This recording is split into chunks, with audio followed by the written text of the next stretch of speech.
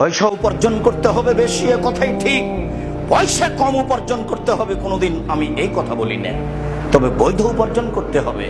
টাকা ছাড়া আপনি জাতির কোনো উপকার করতে পারবেন না। নিঃস্ব অসহায় অবস্থায় ওই কথাটা আল্লাহ রাসূল খোলা মাঠে ঘোষণা করেছিলেন। তিনি খোলা মাঠে বলেছিলেন 450 কিলোমিটার দূরে, 600 কিলোমিটার দূরে যেতে হবে। তাবুকের যুদ্ধে কে কি করতে পারে, কে দান করতে পারে। সেদিন ওমর রাদিয়াল্লাহু তাআলা আনহু বলেছিলেন, আজকে আবু বকর সিদ্দিককে পরাজয় করে দেব।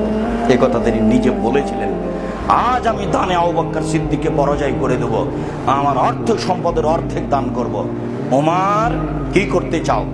ওমর বলছেন, আল্লাহর নবী, আমার অর্থ সম্পদের অর্ধেক দিয়ে দিলাম। বাড়ির জন্য কি রেখেছ? অর্ধেক রেখেছি। আবু বকর, এ কিন্তু আবু দাউদের সহিহ হাদিস। আবু বকর, তুমি কি করেছ? তখন আবু বকর সিদ্দিক রাদিয়াল্লাহু তাআলা বলছেন, আল্লাহর কসম, আল্লাহর নবী, আপনাকে আর আল্লাহকে বাড়িতে রেখে যা আছে সবই দিয়ে দিলাম। 10 টাকাও হবে না, ভ্যান ভাড়াও হবে না। কিন্তু তিনি যা বলেছেন, কিয়ামত পর্যন্ত তার কথাকে ডিঙ্গিয়ে কেউ যেতে পারবে না।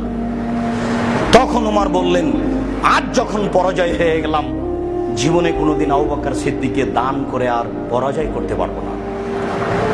যা টাকা ছিল তাতে হয়তো আবু বকর সিদ্দিকের টাকার চেয়ে উমরের টাকা 10 গুণ বেশি হতে পারে, কিন্তু ভাষা যেটা আবু বকর সিদ্দিকের ছিল, এই ভাষাকে ডিঙ্গিয়ে পৃথিবীর কেউ যেতে পারবে না। আবু বকর সিদ্দিক রাদিয়াল্লাহু তাআলার ভাষাটা ছিল, আপনাকে আর আল্লাহকে বাড়িতে ঘিরে সব দিয়ে দিলাম। তখন আল্লাহর নবী বলছেন, ওসমান, তুমি কি করছো? তখন উসমান রাদিয়াল্লাহু তাআলা বলছেন, এবার টাকা। উসমান রাদিয়াল্লাহু তাআলা বলছেন, আল্লাহর নবী, যত মানুষ তাবুকের যুদ্ধে যাবে সমস্ত মানুষের অর্ধেকের যাতায়াত খরচ, খাওয়া খরচ আমি দেব। এর নাম টাকা। আপনি ভাবতে পারবেন না, এদেশের সরকারকে যদি এখন বলা হয় রাজি হবে না।